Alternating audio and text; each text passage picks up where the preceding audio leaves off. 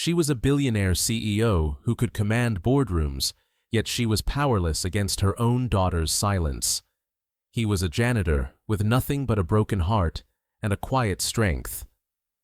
What happened the night he knelt on her office floor will redefine everything you thought you knew about power love and what it truly means to be heard. In two different parts of the city, under two different skies, two lives moved to the rhythm of a profound and aching silence. One was a sanctuary. The other was a cage. Lucas Hale knew the language of the hours after midnight, the dialect spoken in the gentle squeak of his cart's wheels across polished marble and the soft hum of fluorescent lights guarding empty hallways. He was a night janitor at Wardcore Biotech, a silent custodian of a glass and steel tower that scraped the sky. His work was simple, honest. He mopped floors so others wouldn't slip. He cleaned away the day's debris, leaving a clean slate for the powerful people who would return at dawn. To them, he was invisible, a ghost in a gray uniform, and that was how he preferred it. This quiet, anonymous life was a fortress he had built from the rubble of a former one, a life where he had been a husband, a homeowner, and a special education teacher with a gift for reaching children lost in their own worlds. That life had been taken from him, piece by painful piece, leaving behind a stillness he had learned to embrace. His strength now wasn't loud. It was the steady, unwavering presence of a man who had lost everything and decided to keep showing up. When his shift ended, just as the sky began to bleed from black to bruised purple, his real work began. He would return to a small second-floor apartment that smelled of cinnamon and sleepy mornings. There, his 7-year-old daughter Becca, a sunbeam with her mother's eyes, would be waiting. Their home was a world away from the cold perfection of Wardcore. It was a place of mismatched furniture, crayon drawings taped to the fridge, and a love so potent it was the only sound Lucas truly needed to hear. His silence wasn't empty. It was full of memories of patience and of a devotion to his daughter that was the anchor of his universe. He was a man who understood that some of the most important things in the world make no sound at all. Miles away in a penthouse that felt more like a sterile observatory than a home, Malene Ward lived in a different kind of silence. Hers was a fortress too, but its walls were made of power, prestige, and a loneliness so sharp it was breathable. As the billionaire CEO of Wardcore, she was a name whispered with a mixture of fear and reverence in boardrooms across the globe. She could command markets, dismantle competitors with surgical precision, and bend the will of powerful men with a single clipped sentence. Her life was an exercise in control, a series of calculated outcomes, in a world she had built to her own specifications. She wore her power like armor, flawless and impenetrable. But every night she would come home, remove the armor, and face the one variable she could not command, the one silence that was slowly breaking her. Her daughter, Eva. A beautiful, fragile wisp of a child frozen in a nonverbal world since the age of 3. Eva didn't speak. She didn't cry. She existed in a state of profound stillness, a ghost in their own home. Her only language was the vibrant, chaotic colors she would sometimes smear onto a canvas paintings that were like screams trapped behind glass. Malene had poured her fortune into finding a solution, hiring the best therapists, the most renowned specialists from every corner of the world. She, who could innovate complex biotechnologies to save lives, could not breach the silence of her own child. It was her one glaring failure, a constant quiet reminder that for all her power, she was helpless. And so the city slept, unaware of the two worlds turning within it. One, a janitor who polished the floors of an empire, found peace in the quiet integrity of his work. The other, the Empress herself, sat in her glass castle, terrified by the silence she could not fill. They were two strangers, separated by wealth and status, yet bound by the same invisible force. One had made peace with silence. The other was at war with it. And soon, in the heart of that cold, sterile tower, their two worlds and their two silences were destined to collide. It was an act of quiet desperation that kept Malene Ward in her office long after the city had gone to sleep. Ava was with her, a rare and risky exception to the carefully structured fortress of their lives. The nanny had called with a family emergency, a real-world intrusion Malene hadn't accounted for, and a multi-billion-dollar deal with Tokyo couldn't wait. The deal was done, her voice slicing through time zones with its usual icy precision. But now, in the sterile quiet of the penthouse office, a different kind of storm had broken. Ava was having a meltdown. It wasn't loud, it was worse.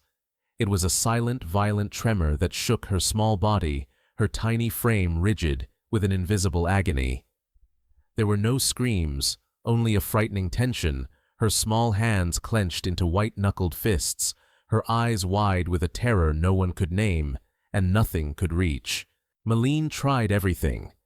She used her voice, the same one that could command a boardroom of hardened executives, but it was just noise against the wall of Ava's silence. She tried to hold her, but her touch, usually a source of comfort, was like gasoline on a fire. The Ice Queen CEO, the titan of biotechnology, melted into a terrified mother, her power useless, her armor shattered. In that moment of pure chaos, the office door opened softly. Lucas Hale stood there, his janitor's cart, a humble, squeaking intrusion into their private hell. He started to apologize, to retreat into the invisibility he wore like a cloak, but then his eyes found the child. And in an instant, he didn't see a crisis. He saw the cause. The former teacher in him, the man who knew the language of overwhelmed senses, saw a little girl drowning. He saw the blinking lights of the computer monitors, the relentless, overwhelming panorama of the city lights through the floor-to-ceiling windows, the low, insidious hum of the servers. It was a sensory assault. Malene flustered, and Sharp snapped, "Don't just stand there. Get out!" Her voice was a whip, but Lucas didn't flinch. He simply met her panicked gaze with a calm so profound it was jarring. It was the stillness of a deep lake in the middle of her hurricane. He set down his mop, the handle leaning gently against the wall. He walked quietly to the main office lights, and with a soft click switched them off. The world went dark, save for the gentle glow of a single desk lamp, a small island of soft light in an ocean of shadows. Then he knelt. Not to Malene, the empress of this domain, but on the cold marble floor a few feet from Ava. He made himself small, unthreatening. He didn't speak. He didn't reach for her. He just breathed. Slowly. Deeply. A quiet, rhythmic sound in the now hushed room. From a worn pocket in his work pants, he pulled out a small, unassuming bottle of soap solution and a plastic wand. Malene watched, baffled. He dipped the wand, brought it to his lips, and blew. A single perfect bubble floated into the dimly lit space, a shimmering iridescent sphere holding the captured lights of the city. It drifted toward Eva and popped silently against her arm. She flinched, but the rigid terror in her posture softened by a fraction. Lucas blew another, and then another. Soon, a silent constellation of shimmering orbs filled the space between them, each one a tiny, fragile world. Ava's wide, terrified eyes began to follow their slow, gentle dance. Her clenched fists, which her mother couldn't pry open, slowly uncurled finger by finger. Malene stood by her desk, stunned into a new kind of silence, watching this stranger, this janitor, do what a legion of experts and a fortune in therapy could not. He wasn't fixing her daughter. He wasn't trying to solve her. He was simply giving her a place to be. A single, quiet, beautiful thing to watch in a world that was too loud and too bright. He was speaking her language, the language of bubbles. The next day, Malene Ward did something she hadn't done in years. She broke protocol.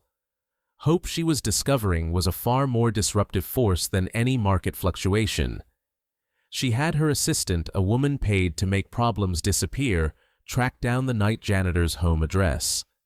It was a task that felt both invasive and necessary. She drove her sterile black sedan, a silent armored beast, to a part of the city her GPS barely recognized, a neighborhood of brick apartments and vibrant, noisy life that felt like a foreign country. She found Lucas Hale on a small, sun-drenched patch of grass behind his building, playing catch with Becca.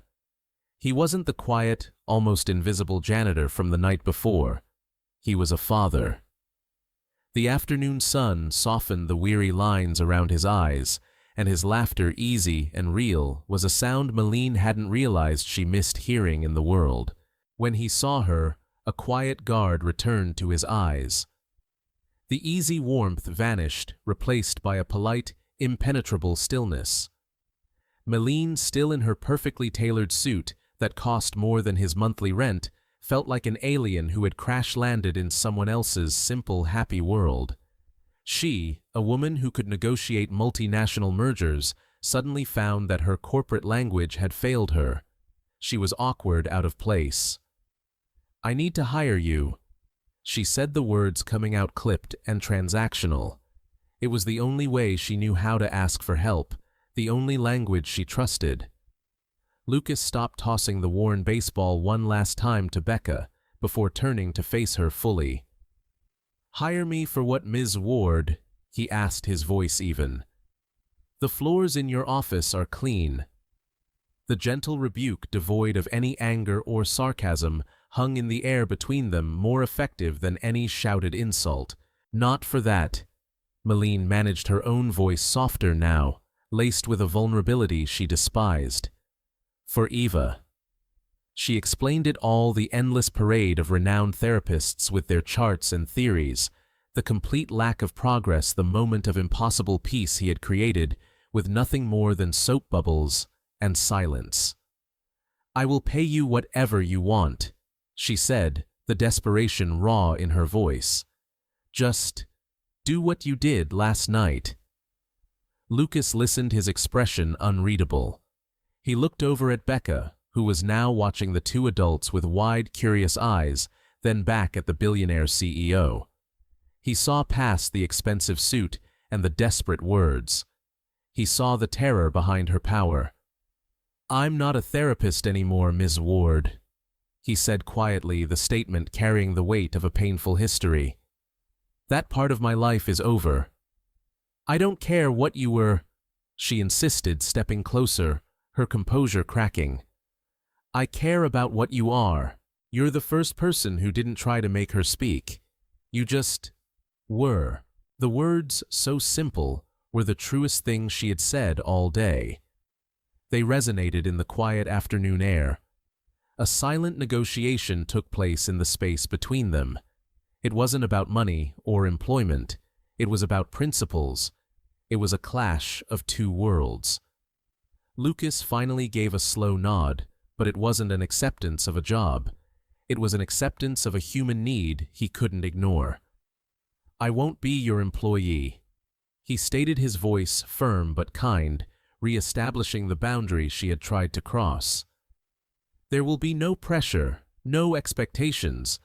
I'll spend some time with Eva. I'll bring Becca. We'll just exist in the same space. If something happens, it happens. That's the only way this works."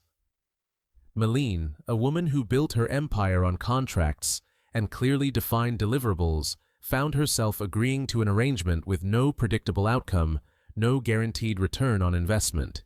It was an unspoken agreement, a fragile treaty signed between her raw desperation and his quiet, unshakable integrity. The first meeting was an exercise in quiet observation. Lucas and Becca arrived at the vast, silent penthouse, entering a space that felt less like a home than a museum. Priceless works of modern art hung on the walls, each one a statement of power and taste, but there was an unnerving lack of personal touch, no scattered toys, no stacks of mail, no life. It was a perfectly curated, perfectly empty space. Eva was in her color room, a stark white chamber with a single easel at its center. She ignored their arrival, her small back to them, as she dabbed at a canvas with fierce, angry strokes of black and crimson. The painting was a storm of dark, jagged lines, a visual representation of the chaos within her. Becca, unfazed by the opulence or the heavy silence, simply pulled out her own worn box of 64 crayons and a piece of printer paper. She found a spot on the floor and without a word began to draw. She didn't try to talk to Eva. She didn't try to engage her. She just existed, a small, cheerful presence in the sterile room. For nearly an hour the only sound was the soft, waxy scratch of Becca's crayons on paper and the wet, rhythmic thud of Eva's brush against canvas. Lucas sat quietly in a corner, a silent guardian. He wasn't a therapist assessing a patient. He was just a father holding a space of calm for two children to navigate. Then something shifted, a subtle change in the room's energy. Eva put down her brush, her small hand stained with black paint. Her eyes, which had been locked on her own angry creation, were now fixed on the bright, cheerful colors blooming on Becca's paper. She slid off her tall stool and sat on the floor a few feet away from Becca, a silent observer. Becca, with the profound intuitive wisdom that only a child possesses, didn't look up. She just pushed the open crayon box toward Eva. It was an invitation, not a demand. Eva hesitated, her body tense. Then her small hand darted out and picked up a single crayon cerulean blue. Slowly, tentatively, she began to draw on Becca's paper. She drew a small, simple stick figure next to the one Becca had drawn of herself. Then she took a brown crayon and drew a taller figure holding the blue figure's hand. Becca looked at her own drawing, a bright yellow sun, a smiling stick figure of herself, and a taller one of her father holding her hand, and she understood. She picked up a carnation pink crayon and carefully drew another tall figure, standing on Eva's other side, its hand outstretched. When they were done, the single sheet of paper held a new kind of truth. 4 stick figures, all holding hands under a smiling, benevolent sun. A family. Later, when Malene came home exhausted and armored from a day of corporate warfare, Becca ran to her, her face alight with pure joy. "Look," she chirped, holding up the drawing. "We made a family portrait." Malene took the paper. Her eyes scanned the simple figures. She saw Lucas and Becca rendered in cheerful, solid lines. She saw Eva, a fragile figure in blue. And she saw herself, a shaky, hesitant outline in pink, holding Eva's other hand. It was just a child's drawing a piece of paper that would be discarded in any other context. But here, in this silent, lonely penthouse, it was a confession. It was Eva's silent, screaming plea for connection, for a world where all the broken pieces could fit into the same picture. Malene stared at it, her carefully constructed composure cracking, and a single hot tear traced a path down her cheek. Nothing in her billion-dollar world, not the accolades, not the acquisitions, not the power had ever made her feel so profoundly seen or so completely devastatingly broken as this simple crayon confession. Malene began arranging for Lucas to be on the premises, more often creating a new position for him under the guise of specialized sanitation and environmental consulting. It was a corporate fiction, a title meaningless to anyone but the payroll department, but it gave him a reason to be present during the day without raising alarms. The real conversations, however, the ones that mattered, happened after hours on the building's deserted rooftop. It became their neutral space, a concrete sanctuary high above the noise of the city and the suffocating politics of the boardroom below. One evening, after a particularly long day of Eva making quiet, hopeful progress, Malene brought up a simple dinner from the employee cafeteria, 2 plastic containers of salad and a bottle of water. It was a stark, humble contrast to the Michelin-starred meals and expensive wine she was used to, but sitting there, it felt more real. They sat on a concrete ledge, the city lights spread out beneath them like a fallen constellation. The wind was cool, a clean break from the recycled air of her office. "I don't know how to reach her," Malene confessed the words raw and unpolished, stripped of their usual corporate sheen. I built this entire company from nothing.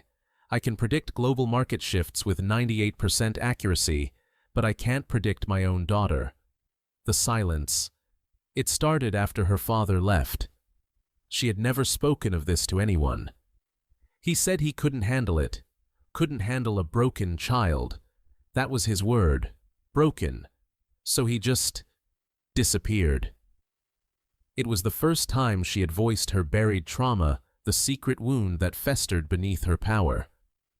The fortress of Malene Ward's CEO had a cracked foundation, and she was finally letting someone see it.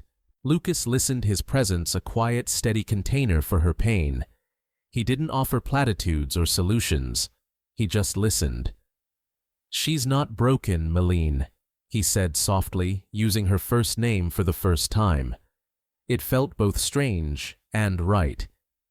"She's just speaking a different language. My wife Sarah, she was a musician." He looked out at the sprawling city. "She used to say that silence wasn't the absence of sound, but the space between the notes. It's what gives the music its meaning." He told her about Sarah's illness, the slow, cruel fade of a vibrant life, and how he'd left his teaching career because the classrooms filled with bright, hopeful children were a constant, painful reminder of the family he was supposed to have. He chose the quiet anonymity of the night shift because it was a place where no one expected him to have the answers. A place where he could just be. "You're the first person I've met who gave up a title to be present." Malene said, her voice filled with a strange, quiet awe. "Everyone I know is chasing the next one." On that rooftop, surrounded by the cold night air and the distant hum of the city, something warm began to grow between them. It wasn't romance, not yet. It was something deeper, more fundamental. It was recognition. In the dim light, she saw past the janitor's uniform to the wise, wounded man beneath, and he saw past the billionaire's armor to the lonely, terrified mother inside. For the first time, they were not a CEO and a janitor. They were just two people sharing a quiet meal and the heavy, unspoken weight of what it means to love someone you can't fix. Power, as they say, abhors a vacuum. And in the cold, calculated world of WardCore biotech, Malene Ward's shifting focus was creating one. The whispers started in the hushed corners of the executive floor, quiet as the rustle of $100 bills. They were led by a man named Alistair Finch. Alistair was Malene's COO, a man as polished, sharp, and cold as the glass tower he worked in. He had been her protege, her right hand, a man she had built from the ground up. But his ambition, watered by years of proximity to her power, had long ago curdled into a quiet, simmering resentment. He saw Malene's new project, this janitor and his daughter, not as a personal matter, but as a corporate liability. A fatal flaw in an otherwise perfect machine. He saw the late-night rooftop meetings, the newly created consulting position, the increased security clearance for a man who pushed a mop. Most of all, he saw Malene's softened, distracted demeanor in meetings where she used to be a razor. To Alistair, warmth was a weakness. Empathy was not a virtue. It was a rounding error, a fatal flaw in a leader's code.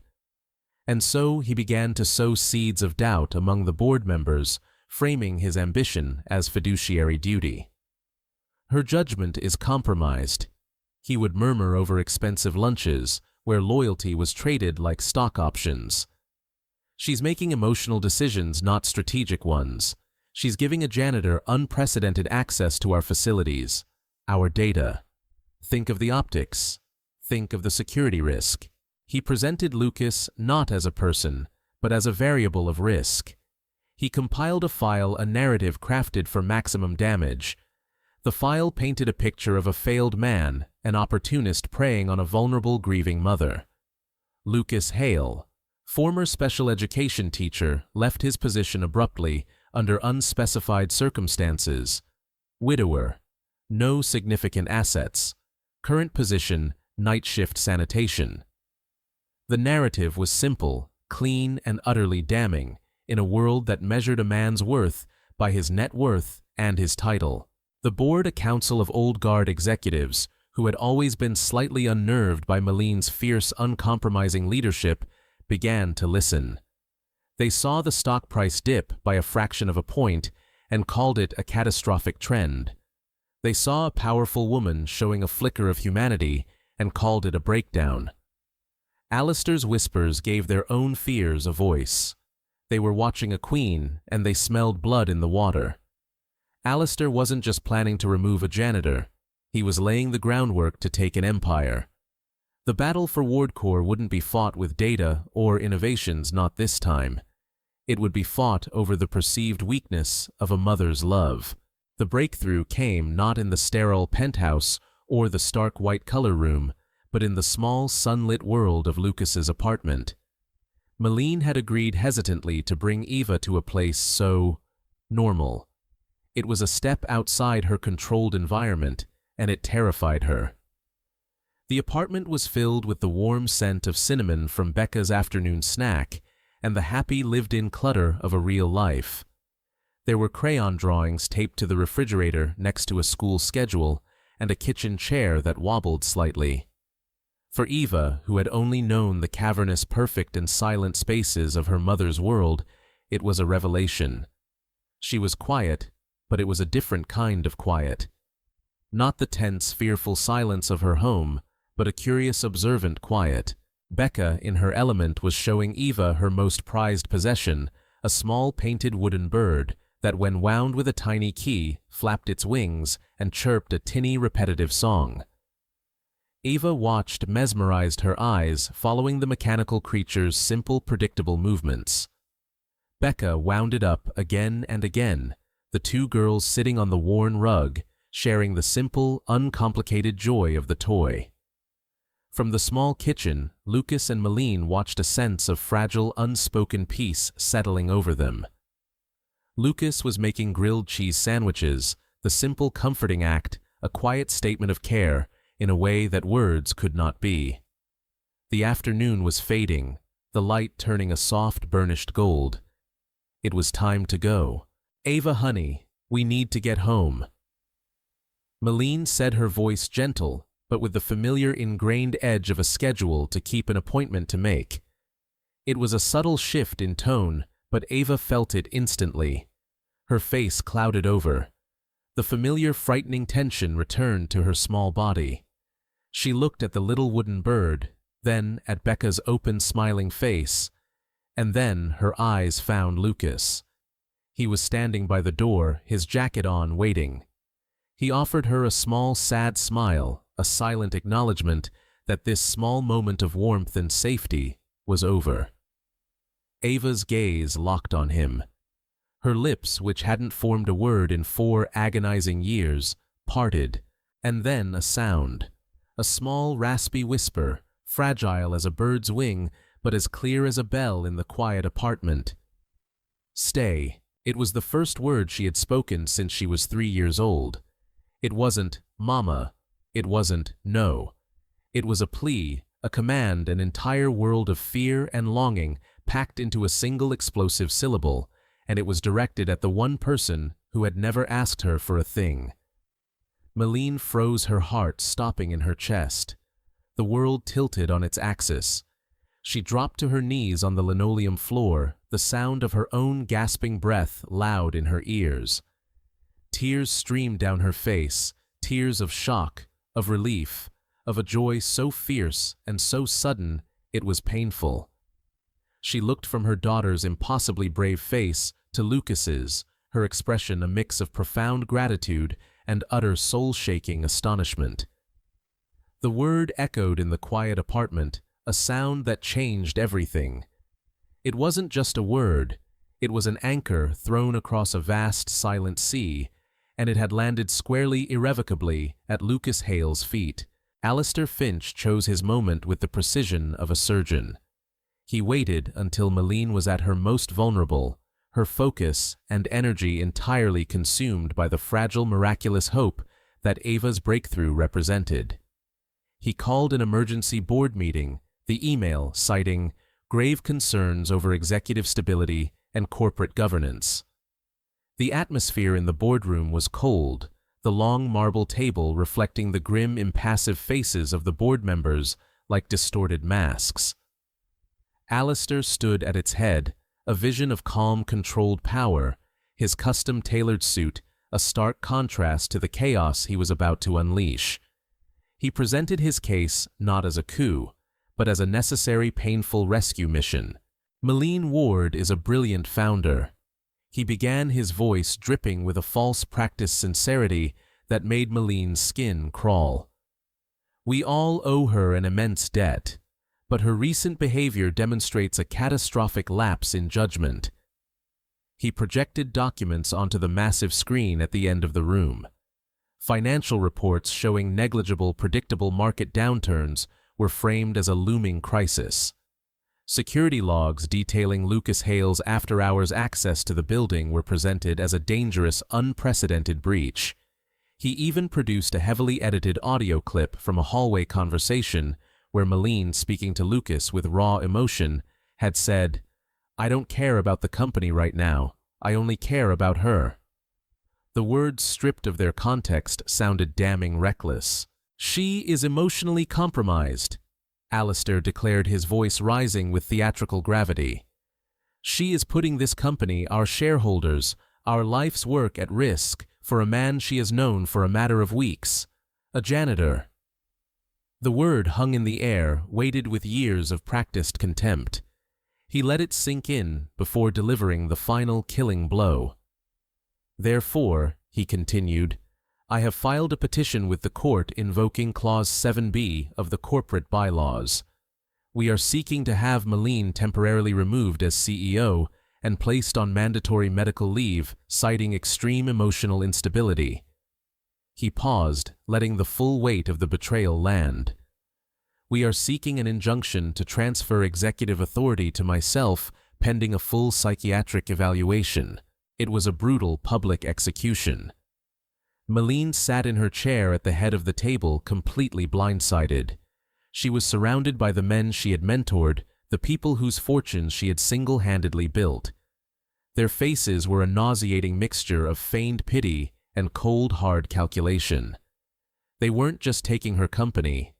They were using her love for her daughter as the weapon. They were twisting her greatest vulnerability into a corporate crime. The betrayal was absolute, a clean, perfect cut that went straight to the bone. She looked at their faces and saw no allies, only predators who had been waiting patiently. For the moment, the alpha showed a sign of weakness. She was trapped. Her personal pain twisted and weaponized into a professional sin. The courtroom was another theater of polished wood and hushed tones, another sterile environment where Malene's life was being dissected under harsh fluorescent lights. Alistair's lawyer, a man whose expensive suit couldn't hide his predatory smile, was painting a masterful picture of an unhinged CEO, a grieving woman whose reckless emotions were a threat to a billion-dollar enterprise. His primary exhibit was Lucas Hale, whom he called to the stand, with the clear intention of portraying him as a manipulative charlatan. "Mr. Hale," the lawyer began, his tone dripping with condescension, "you are a janitor, are you not? What possible expertise could you offer the nonverbal daughter of a billionaire that a team of the world's most renowned doctors and therapists could not?" Lucas sat there, not in his work uniform, but in a simple, clean suit that couldn't hide the quiet dignity of his posture.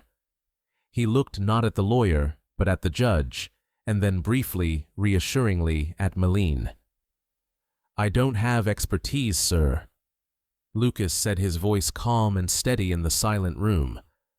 "I have attention." "Attention?" the lawyer scoffed, turning to the jury with a theatrical eye roll. "And you believe your attention is worth the exorbitant consulting fees Ms. Ward has been paying you from corporate funds?" "I was never paid a consulting fee," Lucas corrected him gently. "Malene paid for my time so I wouldn't lose my janitorial job. She didn't pay for my expertise. She paid for my presence." Alistair's lawyer went in for the kill, his voice sharp. So you admit your presence was for sale. What exactly did you do to help this child? Lucas paused, letting the weight of the cynical question settle in the room. His reply, when it came, wasn't shouted. It wasn't angry. It was a quiet truth that sliced through the room's dense atmosphere of greed and calculation. I taught her mother how to kneel, he said. A confused murmur went through the room. The judge leaned forward, intrigued. Explain yourself, Mr. Hale. The world is very big and loud when you are very small and quiet. Lucas began, his gaze sweeping over the powerful people in the room, the men and women who stood over the world. All the experts, all the therapists, they stood over Eva, trying to pull her up to their world. They tried to fill her silence with their words, their methods, their expectations. All I did was get down on the floor. I knelt. I made myself small, and I met her where she was. I didn't try to fix her. I just showed her she wasn't alone in the quiet. He then turned his steady gaze directly on Alistair, who shifted uncomfortably in his seat. Strength isn't about standing over people. It's about kneeling with them. Leadership isn't about how loud you are. It's about how well you listen. You see a janitor. You see a broken woman. You see a silent child. You see liabilities on a balance sheet. I see a man who mops floors, a mother who would burn down the world for her daughter, and a little girl who is learning to trust the world enough to speak to it. Which of us has the better vision? The room was utterly, profoundly silent. The lawyer stood there, his mouth slightly agape, with no follow-up question. Lucas Hale, the janitor, had not only defended himself, he had redefined the very meaning of value in a room that only understood profit and loss. Inspired by Lucas's staggering display of quiet courage, something inside Malene Ward shifted. The fear, the humiliation, the white-hot anger at the betrayal, it all burned away, replaced by a cold, clear certainty. When it was her turn to speak, she walked to the stand. But the woman who stood there was not the CEO of WardCorps. Her armor was gone. Her voice was steady, but it held a new resonance. She was a mother. Mr. Finch is right. She began, her voice clear and strong, stunning her own legal team into silence. My judgment has changed. She looked directly at Alistair, whose smug confidence began to falter. For years, I judged my life by stock prices, by market share, by the height of the buildings I acquired. I judged myself by my ability to build impenetrable walls. I thought that was strength. She then turned her gaze to the board members, one by one, holding their eyes until they looked away. You all know me. You know I built this company on a simple principle: find the problem and create a solution. For years I have been trying to solve my daughter. I treated her like a flawed product line that needed to be recalled and re-engineered. I brought in experts to fix her, and I failed. Utterly. Then she turned her gaze to Lucas, a look of profound public gratitude on her face. And then a man who mops our floors for a living showed me that the real problem wasn't my daughter's silence. It was my inability to listen to it. A powerful, unshakable resolve settled over her. She turned back to the judge. Mr. Finch wants to lead WardCorps. He can have it. Gasps rippled through the courtroom. Alistair's face went pale. This was not part of his calculated plan. Because I have realized, Malene continued, her voice ringing with newfound purpose, that my life's work is not in this boardroom. My life's work is in a quiet room with a little girl who is learning to paint with color instead of fear. Alistair is correct. I am no longer fit to be your CEO. Because my priorities have changed. I am officially resigning from my position. She stood tall, no longer a defendant being judged, but a woman declaring her own undeniable victory. And I will be using my personal fortune and my controlling shares in this company to fund a new venture. It will be called the Eva Ward Center for Communicative Healing. It will be a place for children like her, a place built not on the principle of fixing, but on the principle of kneeling. of listening, of staying. She had taken the very weapon Alistair had used against her, her love for her daughter, and forged it into her new purpose. The legal case against her, built on the premise of her unfitness to run a company, crumbled into dust. There was nothing left to fight over. In that moment, Malene Ward had lost an empire, and in doing so had found her entire world. 1 year later, the site of the old decommissioned city library was a symphony of creation. The cold, dusty silence of the abandoned building had been replaced by the bright, hopeful sounds of saws hammers and the infectious laughter of children. This was the future home of the Eva Ward Center. Malene was there every day, not in a power suit, but in jeans and a paint-splattered t-shirt, a permanent smudge of drywall dust on her cheek. She worked alongside the construction crews, her hands once soft from signing billion-dollar documents, now calloused from a labor she had chosen. She was not overseeing a project. She was building a promise. Lucas was there with her, no longer a janitor or a consultant, but the center's co-director. He was its heart. He moved through the bustling site with a quiet, confident purpose that Malene had never seen before. It was the teacher in him reawakened and given a new mission. He designed the sensory rooms, the quiet spaces with their gentle ambient lighting, and the art-based therapy programs that were the center's core philosophy. His hidden genius was no longer hidden. It was the foundation of everything they were building. Their partnership was a quiet, easy rhythm. They didn't need many words. They communicated in shared blueprints, knowing glances over the noise of a nail gun, and the simple comfort of working side by side toward a common goal. The romance between them had grown as organically as the garden they were planting. Out front, a slow, steady bloom built on a bedrock of profound respect and shared vulnerability. Eva and Becca were the center's soul. They spent their afternoons there, turning stark white walls into vibrant murals. Eva, now speaking in short, clear sentences that grew stronger every day, was the undisputed lead artist. She would direct Becca with a newfound confidence. More yellow here. The sun needs to be louder. Her art was no longer angry or chaotic. It was joyful, a riot of color that was the sound of her own healing made visible. One afternoon, Malene found Eva on a small scaffold painting a large sprawling bridge on the main wall of the entrance hall. "What are you painting, sweetie?" Malene asked, kneeling beside her, an action that was now as natural to her as breathing. "It's a bridge," Eva said, not looking up from her work, her concentration absolute. "It's for the quiet kids, so they can walk over the loud, scary water and get to the other side." Malene watched her daughter this miracle of color and courage, and felt a wave of gratitude so profound it was humbling. They weren't just building a center. They weren't just renovating a library. They were building a bridge. A bridge from silence to sound, from fear to hope. One crayon, one breath, one steady, hopeful step at a time. The house was new to them, but it already felt like home. It wasn't a sterile penthouse in the sky, or a cramped second-floor apartment. It was a modest home with a big sprawling backyard and a slightly crooked porch swing that was perfect for quiet evenings. It was a place chosen for its warmth, not its prestige.